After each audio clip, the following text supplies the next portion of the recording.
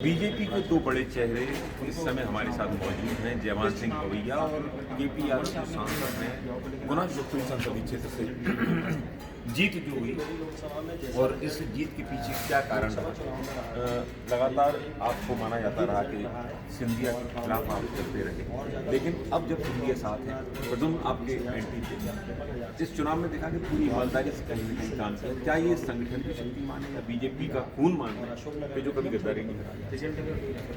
देखिए, ये हमारा स्वभाव, हमारा चरित्र है। भारतीय जनता पार्टी की किसी मनुष्य से शत्रुता नहीं होती।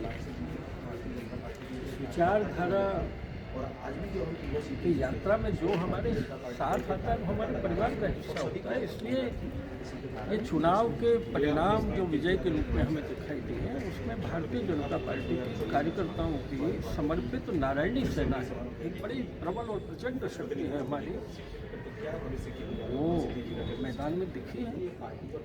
सबसे बड़ा श्रेय कार्यकर्ता के उस समर्पण को जाता है जिसमें उसने अपना कलेजा चौड़ा कर चेहरों को भी नहीं देखा, कमल के फूल को देखा। और जो दूसरा, हमारे शिवराज सिंह जी चौहान की लोकप्रियता, उनकी सरकार के प्रति जो गहरा भरोसा था और उनके साथ में हमारी कलेक्टिव लीडरशिप, सामूहिक नेतृत्व चुनाव के कैंपेन में दिख रहा है। कांग्रेस में तो एक बुजुर्ग नेता के कंधों पर पूरा भार छोड़ दिया था, कांग्रेस तो कंगाल हो गई। ये जो लोग कांग्रेस से बीजेपी में आगे अब तक जीत चुके हैं, ये कहीं ऐसा तो नहीं हुआ कि अभी भी अपना मूल चरित्र नहीं मिल पाएंगे और एक व्यक्ति विशेष के प्रति आस्था, पार्टी पर आस्था पर भारी पड़ जाएगी? नहीं, ऐसा नहीं है। काल्पनिक सवालों का कोई मतलब नहीं। एक सिपाही जब फौज में भर्ती होता है तो वो शुरुआत में कहते हैं नौकरी के लिए जा रहा है, लेकिन भर्ती होने के बाद देश के लिए देता। और जीत का श्रेय किसे देंगे? जीत का श्रेय किसे देंगे? कार्यकर्ता के परिश्रम को, शिवराज सिंह चौहान जी की लोकप्रियता, विश्वास को, कलेक्टिव लीडरशिप के प्रयासों को और मोदी जी के उन बड़े फैसलों को जो मनमानस को छाए। सिंधिया जी की कितनी भूमिका मानते हैं? नहीं, आप पर्टिकुलर पूछेंगे तो फिर मैं कहूँगा नरेंद्र सिंह जी का परिश्रम है, सिंधिया जी का परिश्रम है, उमा जी का परिश्रम है, कैलाश जी का परिश्रम है, BD शर्मा जी की लीडरशिप। मैंने कहा कलेक्टिव लीडरशिप। बिल्कुल साफ तौर पर कोशिश करेंगे हम कि बात करने की केपी यादव जी के पास हम चलेंगे और केपी यादव जी इस चलो समय बुला रहे हैं मौजूद हैं बात करने के लिए।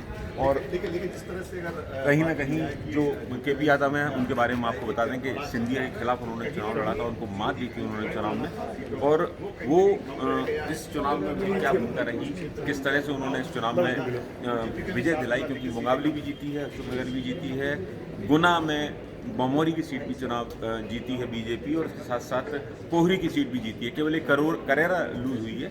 क्या प्रयास रहे, लेकिन एक चीज़ जरूर सामने आई कि सिंधिया के साथ उन्होंने कभी मंच शेयर नहीं किया। उसकी वजह हम उनसे पूछने की कोशिश करेंगे। फिलहाल वो थोड़े व्यस्त हैं, लगातार हम उनसे कोशिश कर रहे हैं बातचीत करने की, और किस तरह से इस विजय को उन्होंने प्राप्त किया।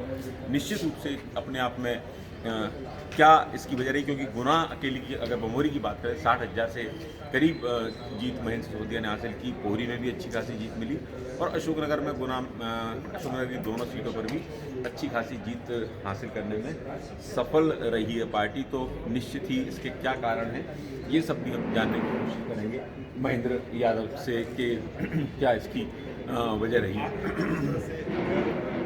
साफ तौर पर बीजेपी में इस समय जश्न का माहौल, दीपावली लगातार बीजेपी के लिए शुभ संदेश लेकर आई है, और हालांकि कुछ प्रत्याशी जरूर हारे हैं बीजेपी के, लेकिन उसके बावजूद अच्छी खासी सफलता प्राप्त करके 126 के जादुई करिश्मे पर, ऐसे करिश्मे पर पहुंच चुकी है बीजेपी, जहां सरकार अब पूरी तरह सुरक्षित रहेगी। 3 साल तक लगातार सरकार चलती रहेगी। शिवराज सिंह चौहान और ज़्यादा मजबूत होकर उभरे हैं, और साथ साथ विष्णुदत्त शर्मा ने भी ये बताने में सफलता प्राप्त की है कि वो अपने आप में एक योग्य अध्यक्ष साबित हुए। संगठन ने जो उनके ऊपर विश्वास जताया था, वो पूरी तरह से उसके ऊपर वो सफल रहे हैं ये जताने के लिए।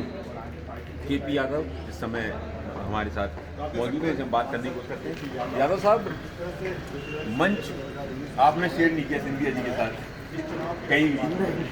ऐसी कोई बात नहीं। मेरे क्षेत्र में, मेरी लोकसभा में जितने कार्यक्रम हुए अधिकतर मैं सभी में रहा। उसमें गोपाल भार्गव जी भी पहुँचे थे, भूपेंद्र सिंह जी पहुँचे थे, माननीय सीएम साहब पहुँचे। जितने लोग आए सभी कार्यालयों के उद्घाटन मैंने किए। लगभग अशोकनगर में तो सारे कार्यालयों के उद्घाटन मैंने किए।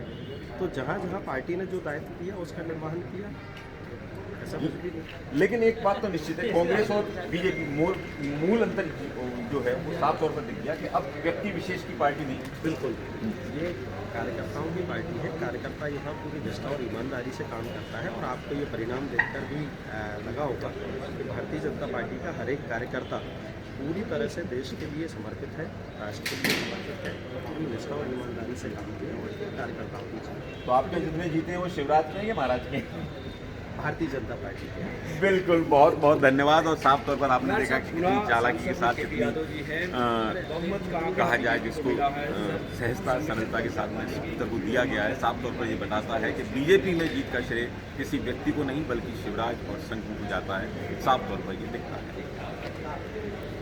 Thank you.